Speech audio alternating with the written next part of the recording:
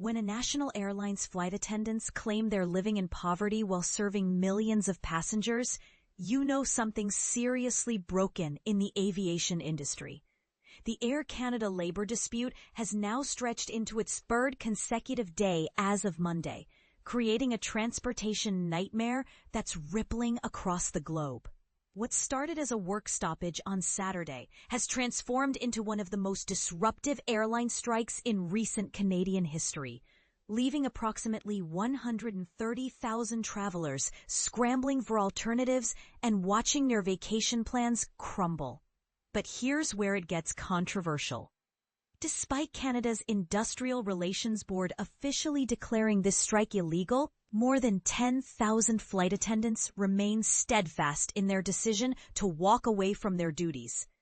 The Canadian Union of Public Employees, CUPE, representing these aviation workers, refuses to back down from what they describe as a fight for basic economic dignity. Wesley Lesosky, who heads the Air Canada division of CUPE, didn't mince words when explaining the union's position.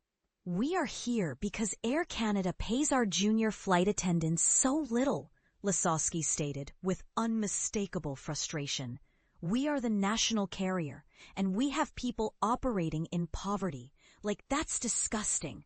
This stark declaration raises uncomfortable questions about corporate priorities in an industry that generates billions in revenue annually. The scale of disruption has been staggering.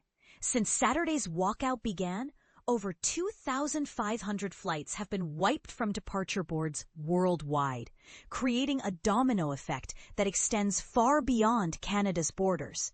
Air Canada's extensive network through the Star Alliance partnership means that passengers connecting through various international hubs are finding themselves caught in this labor dispute's crossfire. And this is the part most people miss.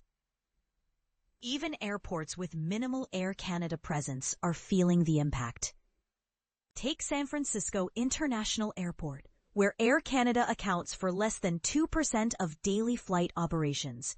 Yet, passengers there are discovering that rebooking options come with shocking price tags and inconvenient routing.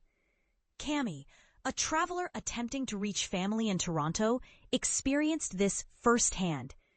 Rebooking was like triple the price of a regular ticket. It was like $1,500 and with 3 layovers just to get back to Toronto, she explained, highlighting how strikes can turn simple journeys into expensive ordeals. After a weekend of silence between the warring parties, negotiations finally resumed on Monday. This development comes as political pressure mounts from Ottawa, where officials are growing increasingly concerned about the economic implications. Patty Hajdu, Canada's Minister of Jobs and Families, issued a stern warning to both sides during the resumed talks. "Now is not the time to take risks with our economy," Hajdu emphasized. A work stoppage would cause thousands of Canadians to be stranded abroad and across this country. Her intervention signals that government patience may be wearing thin as the dispute drags on. The timeline tells its own story of frustration. These negotiations have been grinding on for nearly 8 months without resolution. That's 8 months of discussions that have failed to bridge the gap between what Air Canada's management considers reasonable compensation and what flight attendants believe they deserve for their essential work. Looking ahead, industry experts warn that even if an agreement emerges in the coming days, the repercussions will likely continue well into Tuesday and beyond. The airline industry operates like a complex machine where disrupting one component affects the entire system, meaning residual delays and rebooking challenges could persist for days after normal operations resume. Air Canada has attempted to soften the blow for affected customers by offering full refunds for canceled flights. But this financial gesture does little to address the immediate inconvenience and additional costs many travelers face. Here's what makes this situation particularly thought-provoking. Should flight attendants, who are responsible for passenger safety and comfort at 35,000 feet, be earning wages that their union describes as poverty level? Is it acceptable for a national carrier to prioritize profit margins while its frontline employees struggle financially? The broader implications extend beyond just one airline's labor practices.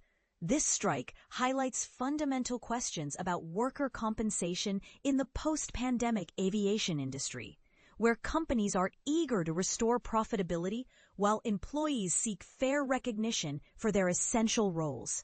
What's your take on this situation? Do you believe the flight attendants are justified in their illegal strike action? Or should they have continued working while negotiations proceeded? Is Air Canada's compensation package truly inadequate, or are the union's demands unreasonable given current economic conditions?